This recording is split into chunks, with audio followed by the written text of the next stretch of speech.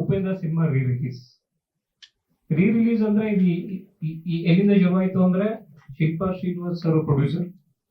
ಅವ್ರು ಯಾವಾಗ್ಲೂ ಒಂದ್ ಮಾತು ಹೇಳ್ತಿರ್ತಾರೆ, ದನಿ ನಮ್ಗೆ ಈ ಥಿಯೇಟರ್ ಅನ್ನೋದು ದೇವಸ್ಥಾನ ಇದ್ದಂಗೆ, ಅವ್ರು ಕ್ಲೋಸ್ ಆಗ್ತಾ ಇದ್ರೆ ಒಂಥರ ಹಂಗೆ ಹಿಂಗೆ ಅವ್ರ ದುಃಖಗಳು ತುಂಬಾ ಇದೆ ಅವ್ರೊಳಗಡೆ. ಸೊ ಅವತ್ತು ನಾನ್ ಡಿಸೈಡ್ ಮಾಡಿದೆ, ಓಕೆ ಉಪೇಂದ್ರ ಸಿನಿಮಾನ ರಿಲೀಸ್ ಮಾಡೋಣ ಅನ್ಕೊಂಡು 25th ಇಯರ್ಗೆ ಮಾಡ್ಬೇಕಿತ್ತು. ಕಾರಣಾಂತರಗಳಿಂದ ಬೇರೆ ಮಾಡಿದ್ರು ಆಗ್ಲಿಲ್ಲ.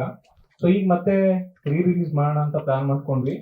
ಅದೇ ಈ ಪ್ರವೀಣ್ ಸರ್ ಹೇಳಿದಂಗೆ ರಿಲೀಸ್ ಅಲ್ಲಿ ಏನ್ ವಿಶೇಷ, ಉಪೇಂದ್ರ ಸಿನಿಮಾ ಬರೀ ಸಿನಿಮಾ ಅಲ್ಲ, ಪ್ಯೂರ್ ಎಂಟರ್ಟೈನ್ಮೆಂಟ್ ಮತ್ತೆ ಸ್ಟ್ರಾಂಗ್ ಮೆಸೇಜ್ ಇರುವಂತ ಸಿನಿಮಾ.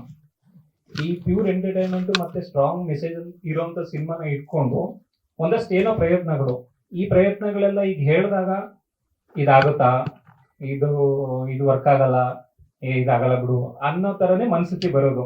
ಆದ್ರೆ ಒಂದು ಸರಿ ಇದನ್ನ ನಾವು ಎಕ್ಸಿಕ್ಯೂಟ್ ಮಾಡಿ ಅದನ್ನ ಜಾರಿಗೆ ತಂದಾಗ ಓಕೆ ನೆಕ್ಸ್ಟ್ ಸಿನಿಮಾ ಇದು ಹಂಗೆ ಮುಂದುವರಿತಾ ಇರುತ್ತೆ. ಒಂದ್ಸರಿ ಮಾಡ್ಬೇಕು, ಅದನ್ನ ಉಪೇಂದ್ರ ಅನ್ನೋ ಸಿನಿಮಾದಿಂದನೇ ಶುರು ಮಾಡ್ಬೇಕು ಅಂತ ಯೋಜನೆಗಳೆಲ್ಲ ಹಾಕೊಂಡು ಒಂದಷ್ಟೆಲ್ಲ ತಯಾರಿ ನಡೀತಾ ಇದೆ.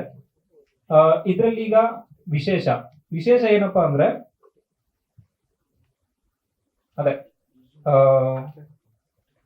ಈ ಸಿನಿಮಾ ರಿಲೀಸ್ ಆದಾಗ ಆಡಿಯನ್ಸ್ಗಳು ಟಿಕೆಟ್ ಪರ್ಚೇಸ್ ಮಾಡ್ತಾರೆ, ಸಿನಿಮಾ ನೋಡಕ್ ಬರ್ತಾರೆ, ಎದ್ದೋಗ್ಬಿಡ್ತಾರೆ, ಒಂದು ಎಂಟರ್ಟೈನ್ಮೆಂಟ್ ಸಿಗುತ್ತೆ.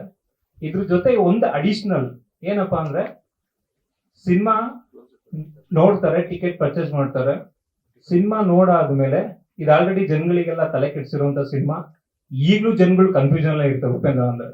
ಸಂಪೂರ್ಣ ನ್ಯೂಸ್, ಇದು ನೊಂದವರ ಧ್ವನಿ.